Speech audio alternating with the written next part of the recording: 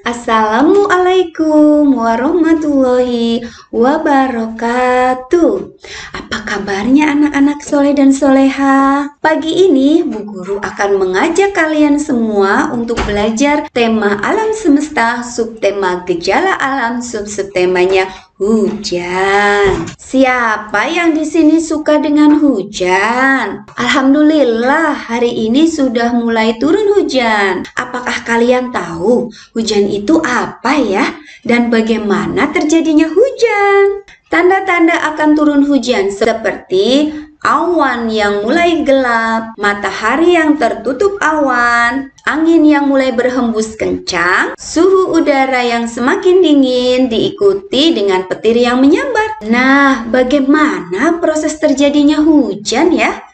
Proses terjadinya hujan terjadi karena adanya penguapan air laut karena panas matahari. Kemudian uap air berkumpul di awan. Kemudian semakin banyak menjadilah awan yang besar. Awan yang besar ini berpindah ke tempat yang lebih dingin. Kemudian karena terlalu berat dan tidak mampu menahan uap air, akhirnya terjadilah hujan. Air hujan yang turun ke bumi akan diserap oleh tanah, akan diserap oleh akar-akar tanaman, dan ada pula yang langsung kembali lagi ke laut. Nah, anak-anak yang soleh dan soleha, sekarang kalian sudah tahu kan proses terjadinya hujan? Bu Guru ulangi ya. Yang pertama, terjadinya penguapan air laut, air sungai, air danau, dan sumber-sumber air lainnya yang ada di bumi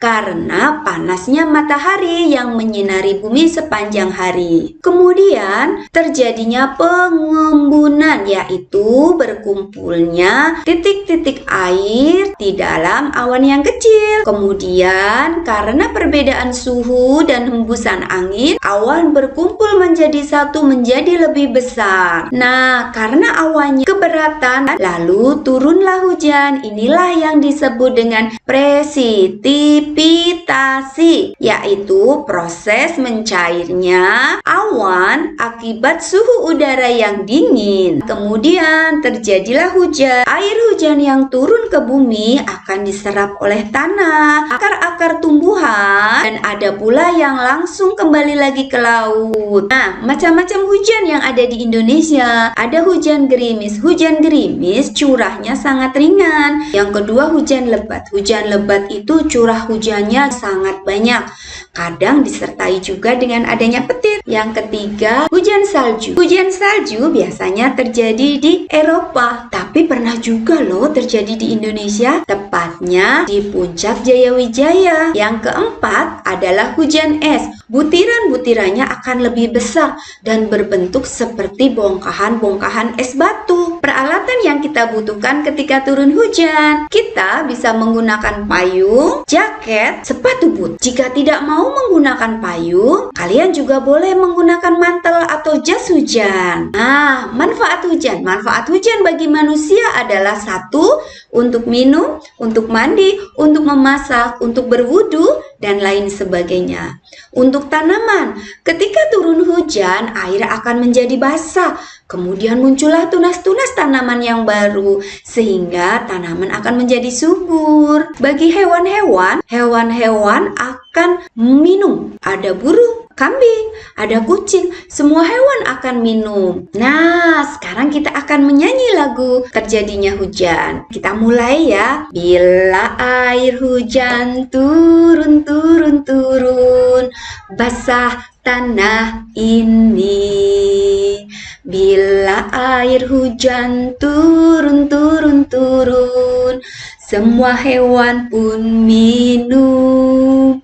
Air laut menguap terkena matahari, berkumpul di awan. Bila awan keberatan, lalu turun hujan, sungguh Allah Maha Besar. Bila awan keberatan, lalu turun hujan, sungguh Allah Maha Besar. Oke, Walaupun hujan, kita harus tetap bersyukur kepada Allah dan berdoa. Allahumma shayyiban nafi'an. Ya Allah, berilah kepada kami hujan yang bermanfaat.